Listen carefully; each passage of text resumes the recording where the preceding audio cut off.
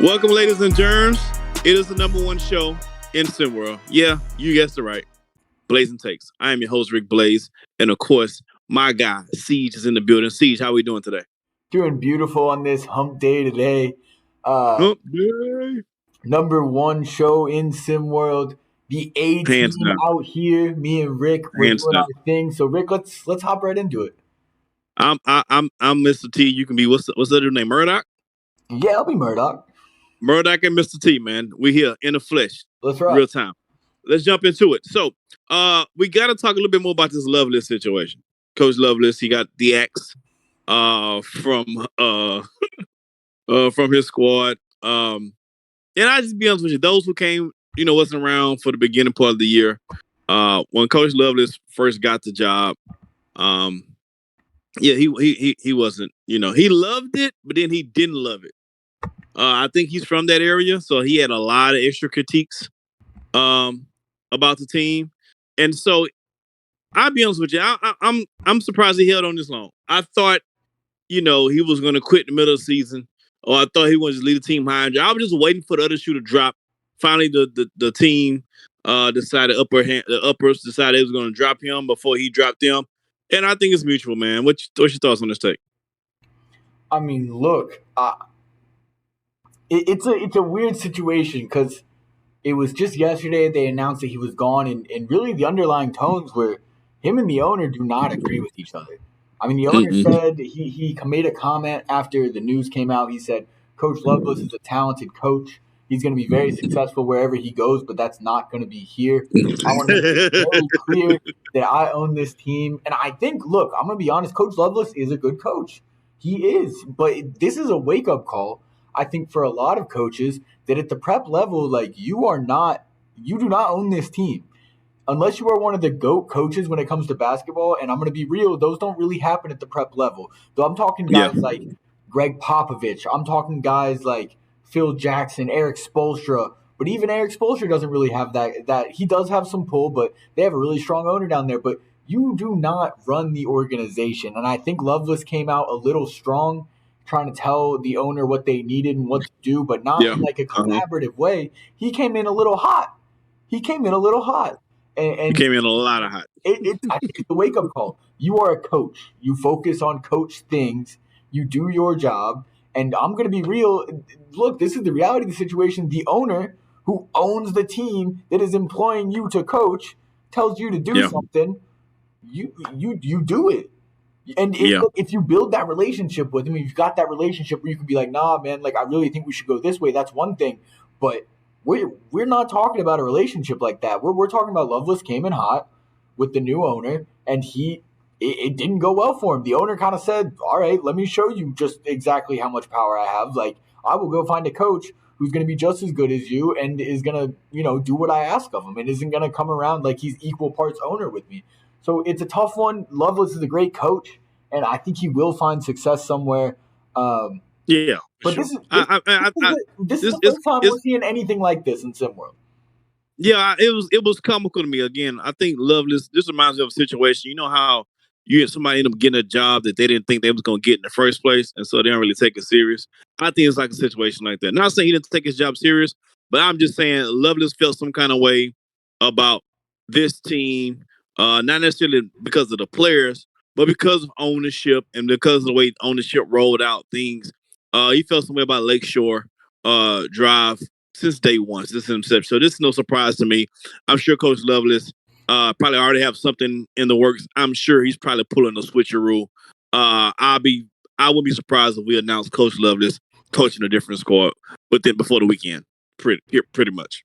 I mean, that's my thought. So now on your next team, if that's what you choose to do, now you got a little target on your back. Now you got to be watching what you're saying, how you walk, because now people are paying attention. So it was cute the first time, Lakeshore, but it won't be cute the second time around. Not for sure. Second time is on you. Like, yes and no, because also like the next person who hires Lovelace, if that is to happen, like they might be hiring him because they want someone like that. They want someone. That's true. Who wants to have their hands in all parts of the organization, kind of has that take over everything. But I mean, if it's not an organization like that, it's just someone who needs a coach, then I agree. He's got to keep those things in mind. Yeah, for sure. Moving on to the next topic. We was talking about the players, and we talk about the prep league or college ball or professional ball. One thing that's always a hot topic as far as like the type of player you want is height, height, height, height, height. How big is the guy? How tall is the guy? But what people often forget about is these folks got to live in the real world outside this court. And being 7 foot and 7'2", I don't think it's that cool in real world scenarios.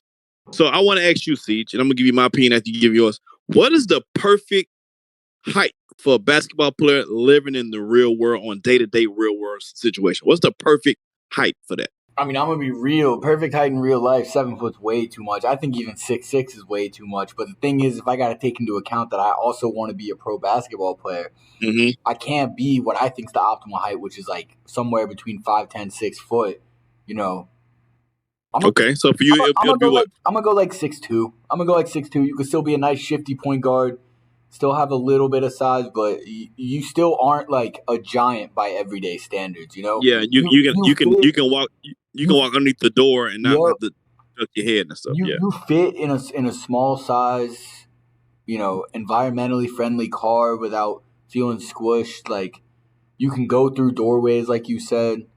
You can still reach stuff on top shelves and you can yeah, still hoop, but you're not like people don't. That's the thing. Also, is you're not walking down the street and people are like, "Whoa!" Like they're just like right, so starstruck by how right, tall you are. Because I bet that can right. be annoying. I mean, I wouldn't know. I'm 5'9", so like I would not know what it's like for someone to look at you and be like, "Oh my god, like you're so tall," and like Yeah, it's the weirdest thing. I've seen a guy one time working at UPS, and he was like 6'10", and I know when everybody see him, UPS. like I'm like, yo, the hell you doing at UPS, boy? Yeah, what are you doing at You're six UPS? foot ten. Like he might have never played basketball a day in his life. He might not even like the sport. But when you're 6'10" and you're dropping out packages, it just looks dumb. Like That's you got I crazy. don't know what I don't know what a regular job a person 6'10" can have. I have no idea. This But is, preferably if you're 6'10" and not playing ball, you have a job where nobody can see your big ass. bro. Because you're gonna look weird no matter what you're doing at 6'10". Like, what are you doing with my Amazon package? The Lakers need a center, bro. Like, get in. Now what bro, that's what I'm saying. Like you should be trying for somebody right now, bro. You're Like you 6'10". 6'10". Bro, if What are I you was doing six with your foot life? ten, there's no way you wouldn't catch me hooping somewhere. I feel like if you're that big and you're not on somebody's basketball court, at least playing semi-pro, you've wasted your entire life, and that's not fair. But that's just how I feel. That's how it is. That's how it is. And You maybe waste your life. look, I agree, but maybe that comes from I wish I was that tall because I wanted to play basketball at the collegiate level. I wanted to play basketball professionally. I'm 5'9". I didn't. Yeah, so That yeah, was, 6'10". bro. So my Please. ideal size for me has been a professional basketball player, as a good size for that, and then still a good size to be able to blend in with the rest of society. For me, it's 6'4". All right. 6'4". I can be a combo guard. Hell, I can play a little small. Dwayne Wade 6'4". You know, um, and I can blend in with everybody else. I'm not too tall. I'm not adversely big or tall or anything like that. I can fit into any car. I can go into 6'4". I think is a really good size. Well, if you was to see me delivering your package at UPS, you wouldn't think I was crazy at 6'4". That's valid.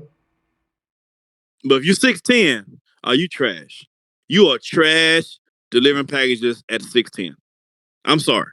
Anybody who's 6'10" and you're working for McDonald's or you're delivering packages or you're doing anything except dunking a basketball, you've wasted your life, good sir. That's just the way I feel about it. Right or wrong, that's how I feel. All right, now last segment, we're gonna go to our pick and roll segment. Brought to you by Renzo Brown, who gave us the name. The segment is about I pick a topic, and my man Siege has to roll with it. He doesn't know what the topic is going to be, but he has to roll with it anyway. But today's topic is gonna be really fun, Siege. I thought about this. It's gonna be a lot of fun. I'm actually gonna give my answer on this one as well. Let's assume now I have to assume that you watched wrestling before, correct? I've seen wrestling. All right. So imagine if you are a wrestler, you're a professional wrestler. What finishing move would you adopt as your finishing move because it's one of the best finishing moves you've seen? Whose finishing move are you using for yourself as a professional wrestler? Yo, I'm gonna be real. I don't know wrestling that well to know specific finishing move, but Damn. there's one that I do know, Rick, Okay. and that's Randy Orton, the RKO That's absolutely my finishing move. I think even if I knew some other ones, I think that would be my go-to. So that's my answer. Let me say, let me say something, man. I was hoping you didn't. I hope you said anybody but Randy Orton. I He has the know most. that's the easiest one. No, no, not that. No, not because of this finish move. Actually, my finish move is similar to his, the one that I'm going to pick. His finish move is fine. His setup for the finish move is really feminine. It looked Yeah. really suspect. Him doing all that stuff on the floor before you get to that finishing move. I know you don't watch wrestling like that, so you probably don't know what I'm talking about. But him banging on the mat with his forearms and doing it looks real. There's a word I want to use, but the FCC is going to come down on me. It's real feminine. I just say that it looks really weak. It looks really suspect. It looks.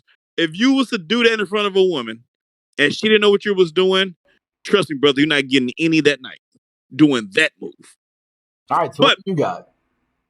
mine is two. I love two of my favorite finishing moves. One would be Shawn Michaels' Sweet Chin Music. I love that, the kick. And the second would be the Diamond Cutter, which is similar to RKO, but Diamond Dallas Page does it so much better.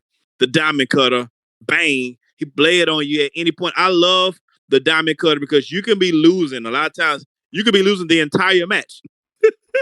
You can drug the entire match. You hit him with the Diamond Cutter, that one move, for 30, it's a 10-second move, and then the match is over, you win. I love that. The Sweet Chin Music by Shawn Michaels is the super kick. You can put that on anybody, anywhere, anytime, any place. So for me, it has to be either the Shawn Michaels Sweet Chin Music or Diamond Dallas Page, Diamond Cutter. Bang. All right. And that's our show. Any last words each? Just get down there, cuss and discuss. I hope y'all got more knowledge of finishing moves from wrestling than I do, and y'all got some. Yeah, let's hey, y'all help Ease out, man. Get Steve some finishing moves, man. Some A1 finishing moves, man. Let's get us wrestling etiquette up. All right. See y'all in the chat, man. Let's cuss and discuss. Peace.